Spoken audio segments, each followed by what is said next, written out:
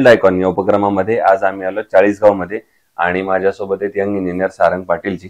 त्यांच्याबद्दल सांगायचं म्हणजे गव्हर्नमेंट प्रोजेक्ट्स मध्ये त्यांचा चांगला हातखंडा गेले. 8-10 वर्षापासून ते या क्षेत्रामध्ये काम करतात आणि विशेषतः शासकीय प्रकल्प सर्वसामान्यांपर्यंत पोहोचवण्यासाठीचा दुवा असं म्हणलं तर वावगं ठरणार नाही. त्या माध्यमातून त्यांचं काम चालू आहे.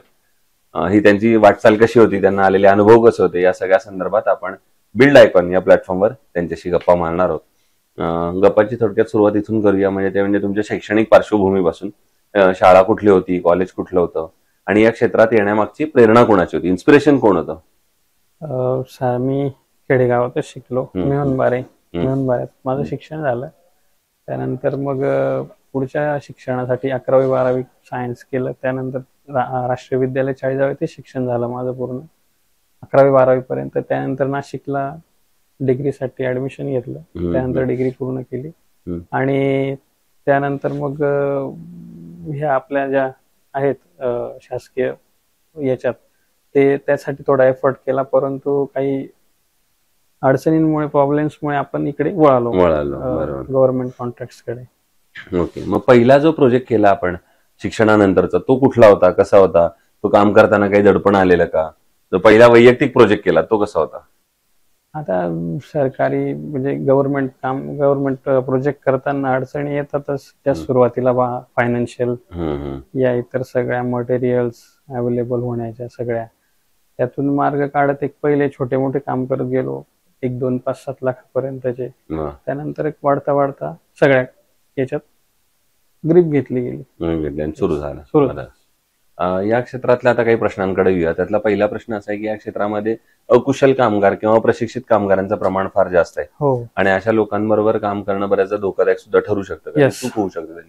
मग तुम्ही कशी ती परिस्थिती हाताळता साईटवर? आता आपले जे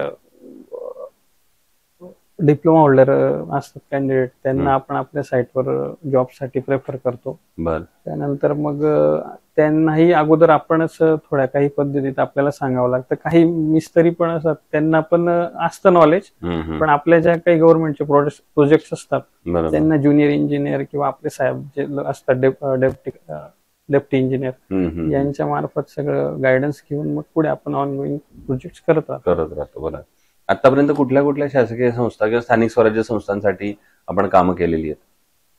स्थानिक स्वराज्य संस्थांमध्ये जळगाव झेडपी मध्ये आपण काम केलेलं आहे. जळगाव झेडपी आणि PWD जळगाव धुळे. त्यांची विशिष्ट काम आपण करतो. दुसरा एक वेगळा प्रश्न आहे तो म्हणजे तुम्ही इथले मूळचे आहात, तर जसं तुम्ही या क्षेत्रात काम करताय, ग्रामीण भागात काम करताय, जर समजा जळगाव जिल्ह्याचा एक सर्वांगीण विकास असं एक डोळ्यासमोर आणला आपण पुढच्या 10-15 वर्षात, तर तुम्हाला काय वाटतं कुठल्या क्षेत्रांवर आता जास्त काम झालं पाहिजे तर हा विकास सर्वांगीण होईल? किंवा पुण्या मुंबईच्या तुलनेत जर जळगाव जिल्ह्याला न्यायचं असेल तर कुठल्या सेक्टरवर आता जास्त काम करण्याची गरज आहे? सध्या आता बीजेपी गव्हर्नमेंट आल्यापासून जे आहे इन्फ्रास्ट्रक्चर मध्ये फार डेव्हलपमेंट झालेली आहे. सगळे रोड्स आणि जे काही प्रोजेक्ट्स आहेत, बिल्डिंग्स या खूप मोठ्या प्रमाणात होत आहेत.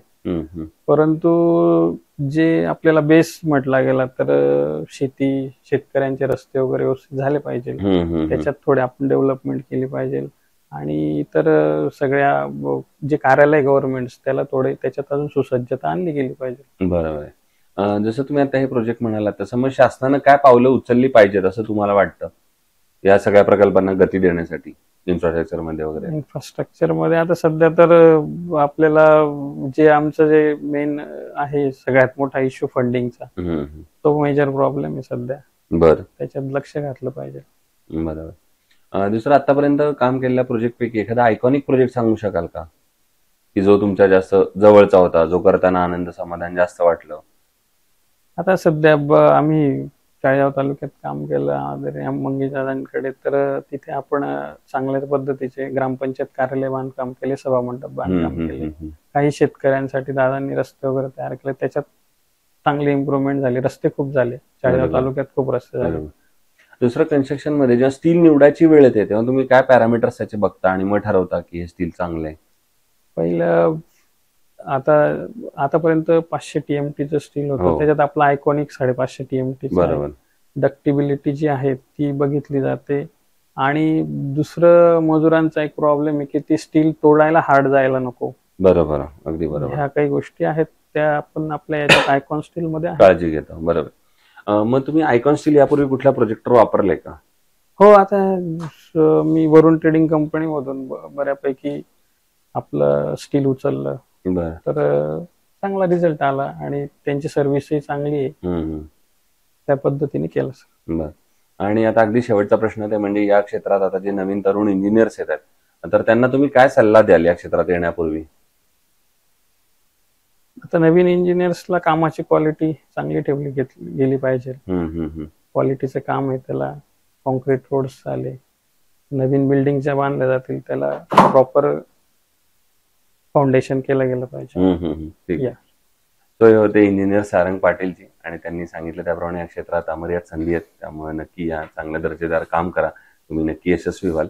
पुन्हा एकदा आपले मनापासून आभार, तुम्ही आलात आणि भविष्यात सुद्धा अशीच उत्तम उत्तम आयकॉनिक प्रोजेक्टची निर्मिती आपल्या हातून व्हावी याच आयकॉन स्टील तर्फे मनपूर्वक शुभेच्छा. थँक्यू.